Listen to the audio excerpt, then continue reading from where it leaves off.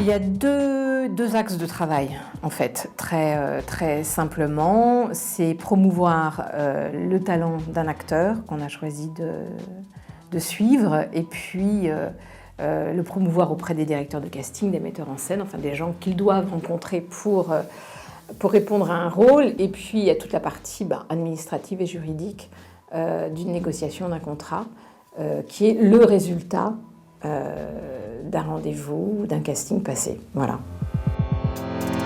Ma structure porte mon nom, Brigitte Descormier. Je l'ai créée en 2000. Oui, ça fait 11 ans. J'ai travaillé très longuement à l'école Florent. Je m'occupais des relations publiques et des relations professionnelles dans cette école. Et tout naturellement, j'ai été amenée à travailler déjà, à faire le travail à la fois de casting et d'agent pour les jeunes comédiens qui étaient dans cette école. Et quand j'ai quitté l'école Florent, j'avais deux choix possibles, de devenir directrice de casting ou devenir agent. Et j'ai préféré devenir agent pour travailler avec moins d'acteurs et puis sur une durée plus longue, sur un travail aussi peut-être plus de tutorat comme ça, sur une longueur que sur un moment très ponctuel et sur une donnée comme ça un peu exigeante qui est un scénario. J'ai conçu ma première équipe en m'intéressant à une clientèle qui était celle de l'école Florent, dans laquelle j'avais baigné pendant presque 20 ans, c'est-à-dire des gens très jeunes, des artistes qui sont à l'aube d'un travail, ce qui est aussi le plaisir que j'ai sur des jeunes réalisateurs. Enfin voilà, la jeunesse, le démarrage d'un artiste m'intéresse, et de voir par la suite l'accompagner sur une durée et de voir comment il grandit. Donc j'ai construit mon équipe avec des gens très jeunes, et puis ces gens ont vieilli auprès de moi, donc ils le sont déjà beaucoup moins. Et j'essaie malgré tout de continuer à avoir un petit vivier de gens jeunes, et puis de faire travailler dans la longueur ceux qui ont eu le désir de m'accompagner, puis de continuer ce chemin artistique avec moi. J'ai besoin de le voir dans des choses différentes, aussi bien. Je ne m'arrête pas qu'à une image, j'ai besoin de voir les acteurs au théâtre aussi, si possible. Il y a des acteurs que je choisis uniquement à l'image parce qu'ils ne sont pas dans un cours ou ils ne jouent pas au théâtre, mais ça reste quand même pour moi l'endroit unique pour se rendre vraiment compte de la qualité d'un artiste. Après, le mail est l'outil le plus simple pour déjà un premier contact, parce que forcer les portes, ça sert à rien. Ça sert à rien dans le sens où on n'est pas une boutique, on n'est pas porte ouverte, donc on doit travailler, on ne peut pas se permettre d'avoir des gens qui défilent comme ça dans notre bureau et qui nous prennent ne serait-ce que 10 minutes de notre temps. Parce que 10 minutes plus 10 minutes, on a une journée où on n'a rien fait. Il y a beaucoup de pièces, on va beaucoup au théâtre, on a les projections, on regarde des courts-métrages, on reçoit des DVD, enfin c'est un énorme travail. Et ça, ce travail, on ne le fait pas forcément au bureau, parce qu'on n'a pas le temps de le faire au bureau, donc c'est un travail qui se rajoute bien évidemment à une journée de travail. Les week-ends, c'est lire, c'est regarder des DVD, donc on ne lâche jamais prise.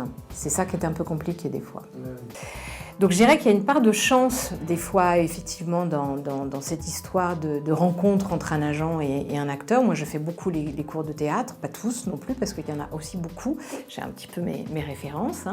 Je vais beaucoup au conservatoire, je vais beaucoup à l'école Florent, je vais beaucoup chez Claude Mathieu, je vais beaucoup au studio Martin Barba, je fais l'école du sel. J'essaye de regarder aussi tout ce qu'on m'envoie, mais des fois ça prend du temps. Et puis il y a des choses irrationnelles. Pourquoi d'un seul coup on ne va pas répondre à un mail? Pourquoi on ne va pas trouver une photo intéressante? Pourquoi on ne va pas trouver un CV intéressant? Peut-être qu'on passe à côté de plein de gens formidables, mais c'est aussi ça ce métier. Mais j'essaye, oui, de voir déjà si dans ce que je reçois, dans ce que je vois, dans ce que je visionne, si les acteurs correspondent à mon goût des artistes. Voilà, j'ai un goût très précis des artistes qui me plaisent, et si ces acteurs-là répondent à ce goût, dans ce cas-là, je vais les rencontrer. Et surtout, si aussi, ils ne correspondent pas à des gens que j'ai déjà dans mon équipe. J'essaie de ne pas avoir des clones des artistes qui sont déjà là. Oui, parce que moi j'envoie plusieurs acteurs sur le même rôle. Sauf qu'à chaque fois, je sais que chacun va amener une identité tout à fait différente et une couleur au personnage tout à fait différente. Et ce que je pourrais appeler redondant, c'est d'un seul coup un acteur qui pourrait être tellement proche et dans l'univers physique et dans le type d'expression de jeu qu'une personne que j'ai déjà, que voilà, ça ne servira à rien d'envoyer les deux mêmes personnes sur le même rendez-vous. Je fais la même chose pour tout le monde. Après, chaque acteur a une envie particulière d'une relation avec un agent. Il y a des acteurs qui sont très exigeants, d'avoir une régularité de coups de fil, de déjeuner, de rendez-vous pour parler de l'évolution du travail, des rendez-vous, etc.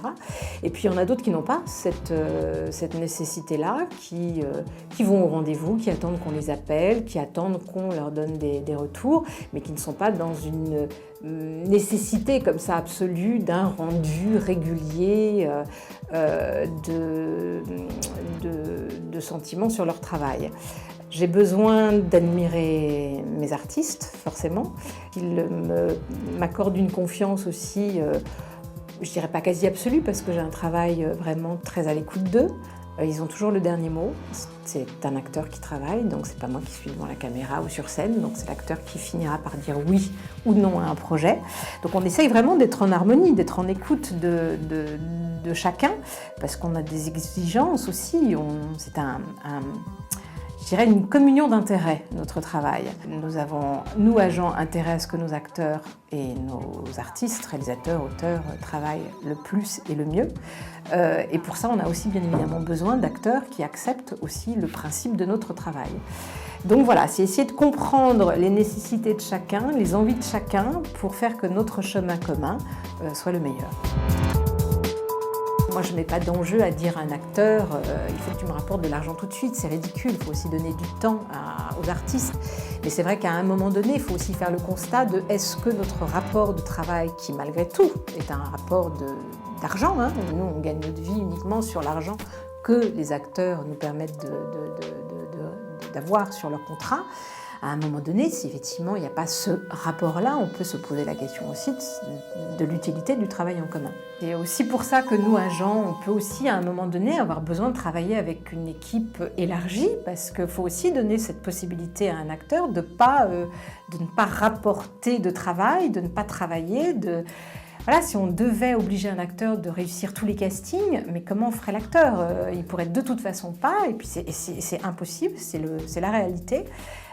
Et en attendant, nous, quand tu parlais de frais, quand tu parlais de ce qu'était une agence artistique, nous, tous les mois, on a des frais et on est bien obligé d'avoir de l'argent pour les payer, ces frais.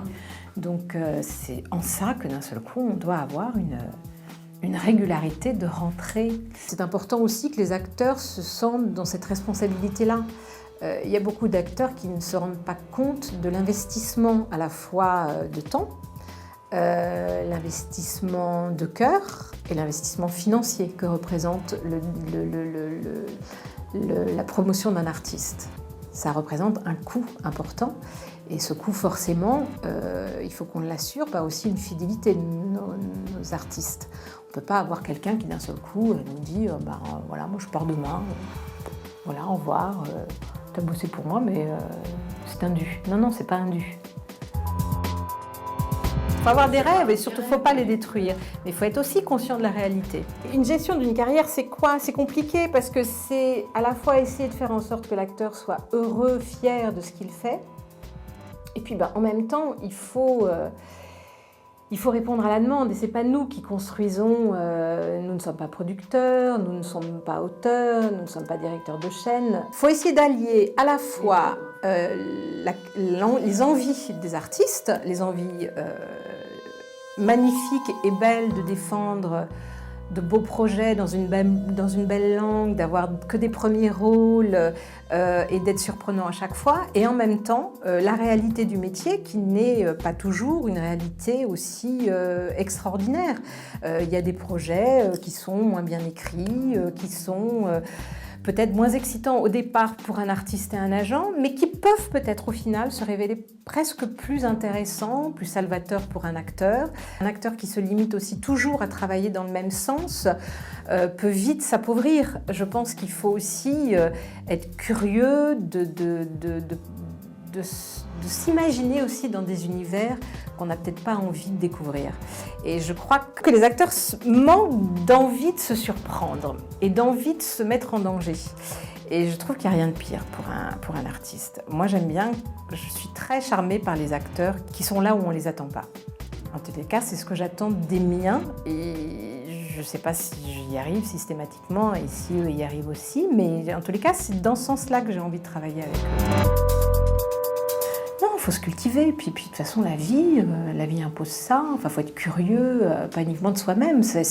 Un artiste ne se nourrit pas que de lui-même, il se nourrit de ce qu'il lit, il se nourrit de ce qu'il voit, de ce qu'il écoute, de ce qu'il vit, et puis il faut lire aussi bien du Shakespeare que des BD, que je ne lis jamais, mais bon, c'est un conseil, il faut aussi lire de la BD, il faut lire les journaux, il faut lire des merdes, voilà, faut vraiment se nourrir de plein de choses. J'ai un goût très précis, mais je suis curieuse de plein de choses.